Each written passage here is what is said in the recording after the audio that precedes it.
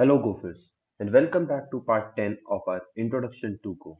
In this video, we'll be mainly focusing on looping statements. Before we move forward, please do not forget to like, share and subscribe to our YouTube channel. Also press the bell icon so that you don't miss on any new notifications for any new videos that we put forward. Before we start with looping statements, I'll be taking into consideration that you already have learned the conditional statements, variable declaration, and basic such concepts that we have already discussed in our previous videos. If you have not gone through those videos, please feel free to click on the eye icon on the top right corner, and there I will be listing all the videos that would be related to the knowledge that we would be needing in this video. So now let's start with understanding looping construct in Go. As other languages support majorly three type of looping statements that are for, while and do while. Go has eliminated the while and do while statement altogether, and it has kept only for you.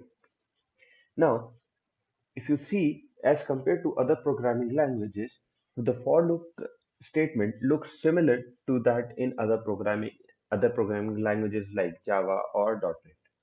So it consists of three major sections. One is the initialization, where you can create a variable or initialize the value of a already created variable over here. Second part is the condition part, where you give the condition to control the number of times the loop should run. And third is an assignment place where you can increment or decrement any loop counter variable so that the loop's condition can be met. Now, in this, all three sections are not mandatory. You can skip either the first one or the last one, or you can skip all the three at a time. Now, we'll be discussing all these cases as we move forward in this video. Now, let's first understand and run a basic example of a for loop. Here in this example, I would be taking I as a variable, and I have assigned, and you can say I have also declared I in this for loop scope, and where I have initialized the value of I to 0. The second part says that run this for loop for the for the value of I till the value of I being less than 10. And every time you finish running the loop or the running the statements in the loop, you every time after running this, you have to increment the value of I to plus 1. So I plus plus means I plus 1. So now if we run this program and see what's the output, we'll see the value of I is 0, 1, 2 and till 9. 10 was not printed because when the value of I became 10, it the condition became false because I is not equal to 10. But if I go ahead and give over here equal to and now run this program, this will also print I's value as 10 in the last part. Now if you see, I have got 10 as well. Now this depends on the cases that you would be running on your coding. So normally I would use a less than only for now. And let's see what's the scope of I. Now if I try to print the value of I outside the for loop, value of I outside loop is, let's say I try to run this program and see if I can run this. It says I is undefined. That means it has only created I in the scope of for loop. Now if you want to access the value of I basically we use I more often because I stands for iteration. So if you want to use this I outside the loop also, you will declare I here, and maybe you can initialize the value again over here. So let's say I have declared a variable I with int 32, or I can be using int 16 over here because I can max go to 10. Now if I see and run this program, I'll see the value of I outside the loop is 10. So the loop ran for 0 to 9, and for 10 it braked and came out of the loop. And when it came out of the loop, the actual value of I was 10. So the thumb rule that you can follow is outside any loop, when the loop ends, the value of the iterating variable will be equal to a value in which the condition gets false. So if I give as equal to, then I would expect the value of I to be 11 outside the loop. See, here I have got 11 outside the loop because on 11 the condition got break and it came out of the loop. So this is basic loop that you can use in Go language.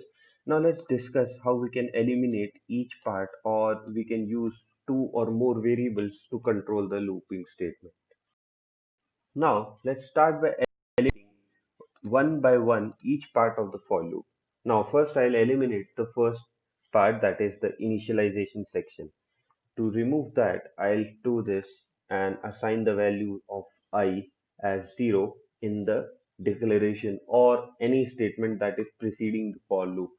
So I can give the value of I as 0 or 1 just before the loop starts as well. So this can be something that you might be wanting at times to from input from a user, where you would ask a user that from what value of iteration should I start the loop, or should I start searching for a value in a particular list of values, let's say. So it can be something that you might be asking from a user, or you might be getting it from some other result that you need to start. So let's say if you are doing some selection sort or something, you might have got the initial value on your previous calculations. So this can be something that you might have declared or initialized or given a seed value before starting the loop. So if you do that, so I have initialized a value of I as 1 just before the for loop starts. And now let's see that if I get the first value as 0 as I was getting in the previous example. Now if you can see, the first value that I've got of I is as 1, and the loop ran till I equal to 10, because I have given an equal to operator over here. That means this loop condition would be true till I's value is equal to 10, and will break when I goes to 11 due to this incrementing operator. So value outside the loop is again 11. So this is how I can give the initialization outside the loop. But I cannot remove the semicolon over here, because in that way the Go will get confused, because it is expecting three segments for a for loop, and here it has been missing on one of the parts. So it says there is some exception and is expecting a semicolon or a curly bracket. So this semicolon is important, because this way Go understands that the initialization part is something that you wanted to skip for the for loop, and you might have done it earlier or in some other place before starting the for loop. Now let's start by eliminating the incrementing operator as well. So, in situations like, you might be getting into situations where you want to run the program where if some condition occurs, then only you want to increment the value of I. So let's say if if I if some condition that can be there. So right now I can just try and increment over here, and let's see if same things are happening. I'll put this over here, and because this is something that Go gives us, because I have eliminated both first and the last segment, so I don't have to give the semicolons for the for the first two sections if both of them are removed. So this becomes similar to a while loop in other languages. So over here I at least give the initialization so that we can be very clear of what we are trying to do. So if I try to run this program where I have only eliminated the incrementing section, so this runs as it is. So there is no change.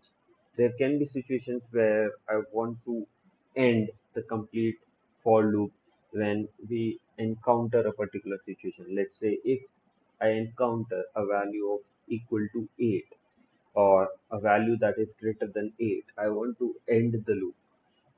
Now, you might argue that why I want to do that, because I myself have given a value equal to 10. I can change it by giving over here as 8. Oh, that can be a case, but let's consider that I have got a value from user which says that run till a value that user has mentioned. But we know that we won't go to a value greater than 8 anyways. We should not go. Our logic will break. So I will give, sorry, if I is greater than 8, then it should actually break the loop. Otherwise, it should continue. So this break keyword will actually try and find the nearest looping statement that it encounters, and it will break from there. So it will come out of that control. So in this way, we are actually telling the looping statement to come out of a loop. Now over here it gives me an error because this is in 16 and this is ought to be a int variable, so we cannot have a comparison operator. So I'll simplify this and do this so that both the variables are of same type. Now let's try and run this program. So if you see, so I went till equal to 8. When the value was greater than 8, it already had printed 9, and then it encountered that okay, the value is already greater than 8, I should break. So it did not go to 10. If I remove these two lines and see, I was actually going and printing till 10 in the same loop, but in when I had the break statement, I did not print 10 for my example when I had used break. So this is about break. Now we can also consider that there are some examples where we want uh, the loop to continue but skip that particular iteration. So let's say I want to skip an iteration where I equal to 7. I want to skip this iteration and should not print the value. I don't want to print that value. So I will use continue statement. So what this continue will do, when we encounter a continue statement, the looping will skip all this and go on the top, and then again start executing. Now, this has a particular issue because when it encounters 7, it will go up and it will check the condition, again come down, and the value of I has never changed. So this will become an endless loop. So that is why I will give the incrementing operator over there so that we don't end up in an endless loop. Now let's try and run this. Now, if you see the print result would be 1, 2, 3, 4, 5, 6, 7 is skipped, and 8 and 8, 9, 10 is there, and outside the loop is definitely 11. So continue statements are something that you might be using on a regular basis because you might want to skip particular iterations on a loop. So that can be a case. Now let's also consider a case where I have to get two variables into a for loop and control the for loop with both the variables. So let's say I'll remove this part so that we have I in the local scope. I'll also remove this line so that I can declare I again because I'm very comfortable with I as an iterating variable. So that is why I would be using it again. Now, if I am trying to declare another variable that says j, and then I give a condition where I is less than 10 and I want j also to be less than uh, 10, let's say, and again incrementing on both things, I want I plus plus and j plus plus. So this is possible in other programming languages. definitely. So let's try if this is possible in Go as well or not. Value of I and j is I comma j. Now let's try and run this program. I'll first clear the screen and then run this program. So it says there is an exception at the place where it has encountered a colon equal to, because in Go it will not allow me to declare two variables together. So two declaration statements, complete statements cannot be together. So if I want to do this, I can do it like this. I'll declare the two variables I comma j and assign their values by this comma variable. This is allowed. This would be allowed. So this in this way I can give two initializing variable or declare two initializing variable over here in code. So now it has given me error because this is also not allowed, because this is again an statement, not an expression in Go. So if it would be an expression, Go will allow two expressions to be clubbed together. But this is altogether an statement. So Go is not allowing more than one statement in the incrementing or decrementing section. So if I want to do this, then I can go ahead and do it like this. I is equal to I plus 1, comma j is equal to j plus 1, and let's try then run this. So now this is also not allowed, because again these are two separate statements altogether. So to do this I can directly do it like so. Here it has encountered only one assignment operator, so that is why it will consider this complete as one statement. So this is allowed in Go. So now let's try and run this program. So it is okay. So now let's see value of I and j 00111 and 99 till 99, because both of them were less than 10. So even if I give it equal to 10, again the value will fail, and because till 9 only, because both condition altogether should be equal, no, should be true. So that will not result, because I is less than 10 will be false, so it will not be caring about the second condition. So this is one section of for loop. Now let's try and do some examples on for loops, and let's try and get our hands dirty on looping. So now let's take an example where I want to print let's say a very common example where I want to print something like, let's say, a star pattern. That is very common example for college students.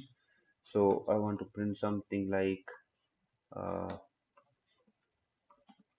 like this. So it says in first line I have one star, second line will have two, and third will three, and so on. So let's say I have a variable line count which uh, says 4, and then I'll start with a for loop for I. Let's say I stands for row count, so be very specific. I'll give a row should be less than or equal to line count, and then row plus plus. Now this the only concept behind the this first for loop that I have written is to control the number of rows that are to be printed. Now in each row, how many stars are to be printed, that is a column approach. So I need to have something that controls the stars in each row. So this loop will control the rows, how many rows we want to print. Now I'll have one for loop that will help me controlling the columns. So, and that should be nested inside for sure. So row column will start from, let's say, 1, column should be less than and equal to row count. So that's sure. Let's see why. Now, now that I know that if row number is 1, the column is 1, max value is 1. If row is 2, the column's max value can go up to 2. So that now I know what is the max value where I should take the column value up to. Now let's try fmt dot print. Now this print should print a star in a space because star in a space every time, and if I print a space over here, that will not be visible on the screen, so I'll not care about that space. And after the column loop is ended and it has printed the number of stars that are to be there in the row, I should print a next line character, print print f. I'll give that to be very specific, and it should have a only backspace, and that should only print a next line character for us. Now let's try and run this program and see if we got the desired result. Now if you see, we have got the desired result with 1 star in the first row, 2 stars in the second row, 3 in the third row, and 4 in the fourth row. Now to increase the number of rows, I can definitely go and give this as 10 and run this row. This is one pretty example of nested for loops. Now, at times you might feel that on a particular condition, I want to exit the loops. So that can be possible. Let's say I don't want to print stars on, let's say, even values. So on even values, I want to print star, and on odd values, I want to print hash. So if, excuse me for the parenthesis, curly column plus modulus 2 should be 0, so it would be printing and star, and if I go to else, then it should print a hash. Let's see, sorry, hash to begin over here. Now let's see how it behaves. Now if you see on the first one is not a prime number, not a even number, so that is I am getting hash on the all first positions. On all second positions I'm getting star. On all third position again hash, and alternately. So at times you might say that I don't want to print a hash if the value of the column index is, let's say, 5 or multiple of 5. Here I want to print the exact number. So I will say else if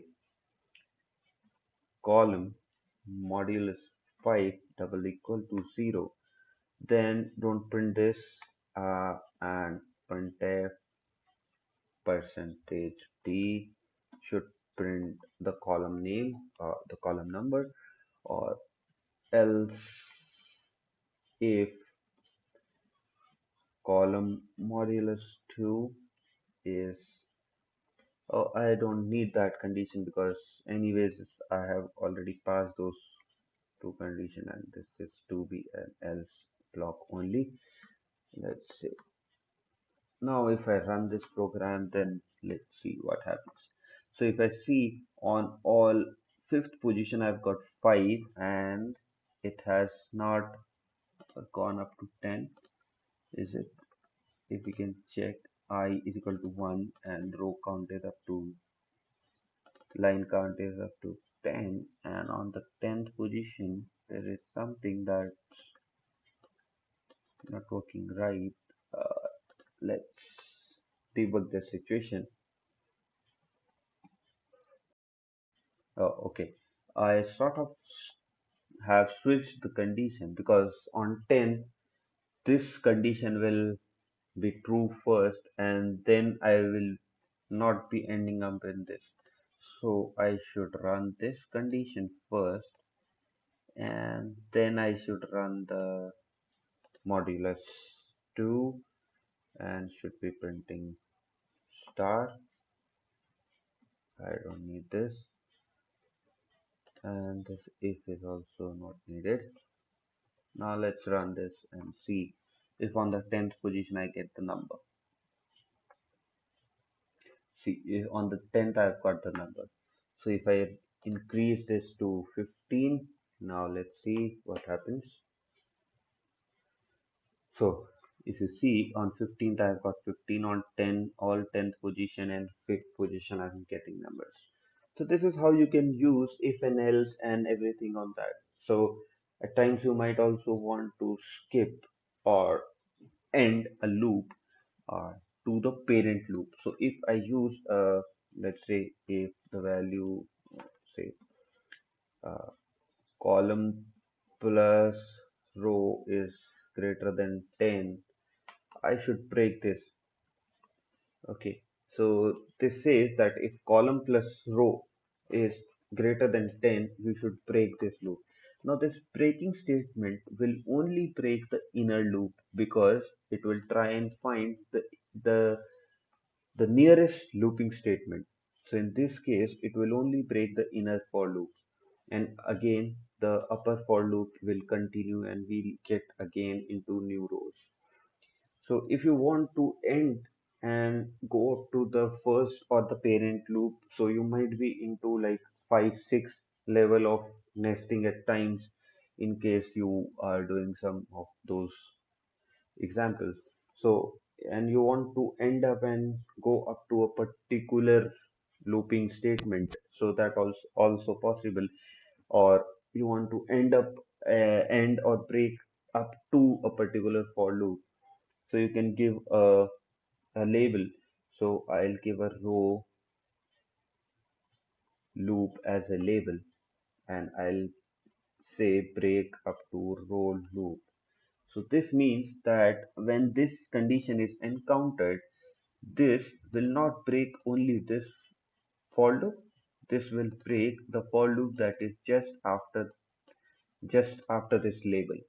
So it will actually go out of this for loop and try to print fmt.println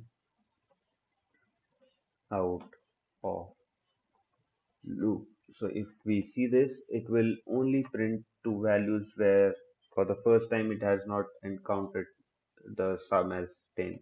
As soon as it encounters that, it will end and get out of the places that are after this. So this is all about for loop. Let's see how we can work with functions in a later video. Now, if you want us to do some more examples on nested for loop or single for loops, we can definitely do some more examples.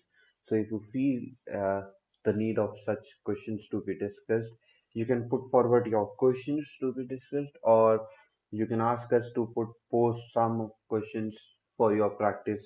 So I'll put some questions in the comment section or reply to you for with some questions that you can practice on loops, if loops, and the looping statements, looping or conditional statements, so that you get your hands dirty and you can be very familiar with these concepts.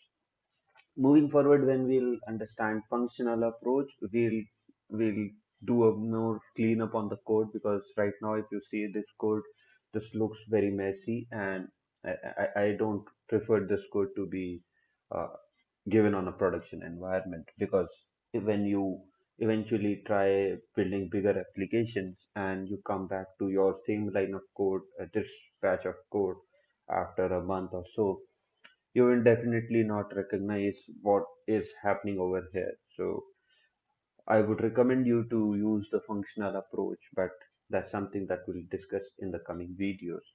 So we can go ahead and do some questions, and you can definitely go on Google and try and find some questions, or you can comment us also. We'll post some questions for you to practice, and if needed, we'll give solutions also whenever required. So yeah, feel free to post us on anything that you wish us to do and can help you in understanding the concept more. Thank you for watching the video. Please do not forget to like, share and subscribe to our YouTube channel. Also press the bell icon so that you don't miss on any new notifications. Also do comment us below on any feedbacks or any new tutorials that you want us to do.